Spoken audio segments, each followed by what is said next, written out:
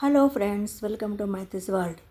New year సందర్భంగా మీ అందరికీ నూతన సంవత్సర శుభాకాంక్షలు. ఈ కొత్త సంవత్సరంలో అందరూ బాగుండాలని, అందరూ ఆరోగ్యంగా ఆనందంగా ఉండాలని కోరుకుంటున్నాను. ఈ న్యూ ఇయర్ సందర్భంగా నేను కేక్ ఇంట్లో తయారు చేశాను. అంటే చాక్లెట్ కేక్ చేశాను.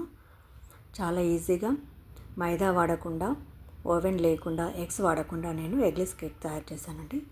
చూడండి ఎంత బాగా వచ్చిందో. చాలా స్పాంజీగా ఉంది, చాలా టేస్టీగా కూడా ఉంది. షుగర్ ఎక్కువ లేకుండా, మరీ తక్కువ లేకుండా మీడియంగా చాలా టేస్టీగా ఉందండి. ఇది ఎలా తయారు చేయాలో చూద్దాం రండి.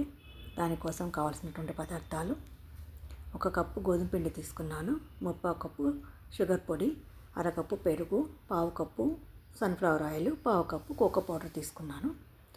ముందుగా ఒక మందపాటి ప్యాన్ పెట్టుకొని స్టవ్ మీద మీడియం మంట పెట్టి ప్రీహీట్ చేసుకుంటున్నాను. తర్వాత వీటిని కలుపుకుందామండి. ముందుగా పెరుగు వేసుకొని, తర్వాత షుగర్ పొడి కూడా వేసుకొని నేను స్పూన్తో కానీ బీటర్తో కానీ ఇలా ఒకే డైరెక్షన్లో కలుపుతూ ఉండాలండి. ఇదంతా షుగర్ పొడి అంతా కూడా ఆ పెరుగు లోపల కలిసేలాగా బాగా కలుపుకోవాలి. ఒకే డైరెక్షన్లో కలపాలి దాన్ని. అలాగే తిప్పుతూ ఉండాలి. కొంచెం స్మూత్నెస్ వచ్చిన తర్వాత ఈ ఆయిల్ని కూడా వేసుకోవాలి. వెజిటబుల్ ఆయిల్ అంటే సన్ఫ్లవర్ ఆయిల్ వేసుకోవాలి. లేదా వెన్న, నెయ్యి కానీ కూడా వేసుకోవచ్చు. నేను ఆయిల్ వేసుకుంటున్నాను. దీన్ని కూడా బాగా కలుపుకోవాలండి. స్మూత్గా వచ్చే వరకు కలుపుకోవాలి. బాగా కలుపుకోవడం వల్ల షైనీగా వస్తుంది, చూడడానికి ఇట్లా మెరుస్తూ ఉంటుంది. ఇలా కొద్దిసేపు బాగా కలుపుకోవాలి. ఇప్పుడు చూడండి ఎంత బాగా వచ్చిందో, స్మూత్గా చాలా బాగా చాలా మెరుస్తుంది కదా, షైనీగా ఉంది. ఇప్పుడు మనము పిండిని జల్లించుకోవాలండి. ఒక జల్లెడ తీసుకొని నేను ముందుగా గోధుమ పిండిని వేసుకుంటున్నాను. తర్వాత కోకో పౌడర్ కూడా వేసుకోవాలి. వేసుకొని ఇందులోనే మనం వంట సోడా, బేకింగ్ పౌడరు లేదా బేకింగ్ సోడా వేసుకొని ఒక 1/4 టీ స్పూన్ చొప్పున వేసుకొని బాగా జల్లించుకోవాలి. నెమ్మదిగా జల్లించుకోవాలండి. దాన్ని అంతా పూర్తిగా జల్లల్లోని పిండి అంతా కూడా కిందికి వచ్చేంత నెమ్మదిగా జల్లించుకోవాలి. జల్లించుకున్న తర్వాత మళ్ళీ సేమ్ ఇప్పటిలాగానే మరి ఒకే డైరెక్షన్లో మళ్ళీ కలుపుతూ ఉండాలి. నెమ్మదిగా కలుపు. కొంచెం టైం పడుతుంది, దాదాపు 5 నుండి 10 నిమిషాల పైనే పడుతుంది. నెమ్మదిగా కలుపుకోవాలి. ఇదంతా కూడా పిండిలో అంతా కరిగేంత వరకు బాగా కలుపుకోవాలి. అవసరమైతే మధ్య మధ్యలో కొద్దిగా పాలు వేసుకోవాలి. నాకు కొద్దిగా పాలు పట్టాయి, ఒక 1/4 కప్పు వరకు పాలు పట్టాయి. కాచి చల్లార్చినటువంటి పాలను, చల్లటి పాలనే తీసుకుంటున్నాను. మధ్య మధ్యలో కొద్దిగా వేసుకుంటూ, ఒకేసారి వేయొద్దు. ఒకవేళ లూజ్ అయితే కష్టం కాబట్టి కొద్దిగా వేసుకుంటూ కలుపుకోవాలండి. అలా 2-3 సార్లు నేను కొద్దిగా పాలను వేసుకుంటూ మళ్ళీ ఒకసారి బాగా బీట్ చేస్తున్నాను. నెమ్మదిగా కలుపుతూనే ఉండాలండి. ఇది ఇలా రిబ్బన్ లాగా మనకు ఇట్లా వదిలేస్తుంటే రిబ్బన్ లాగా వచ్చేంత వరకు కలుపుతున్నా. ఇప్పుడు బాగా వచ్చింది చూడండి. ఇలా వచ్చిన తర్వాత మనం దీన్ని పక్కన పెట్టేసి, మనం ఏదైతే కేక్ ఎందులో చేయాలనుకుంటున్నామో అందులో కేక్ మౌల్డ్ కానీ లేదంటే ఏదైనా గిన్నె కానీ తీసుకోవచ్చు. నేను ఇలాంటి మౌల్డ్ నా దగ్గర ఉంది కాబట్టి తీసుకున్న. దీనికి ఆయిల్ రాస్తున్నాను. నెయ్యి కానీ ఆయిల్ కానీ రాసుకోవచ్చు. ఆయిల్ రాసి నేను కింద బటర్ పేపర్ వేస్తున్నాను. బటర్ పేపర్ లేకపోతే పిండి చల్లుకోవచ్చు. నేను ఇందులో కింద బటర్ పేపర్ పెట్టి దాన్ని కూడా కొద్దిగా ఆయిల్ రాస్తున్నాను. రాసి ఇప్పుడు మనం కలుపుకున్నటువంటి ఈ పిండిని అంతా కూడా ఇందులో వేసుకోవాలి. చుట్టూ కూడా రాసుకోవాలి ఆయిల్. రాసుకొని ఇప్పుడు మనం పిండిని వేసుకుందామండి.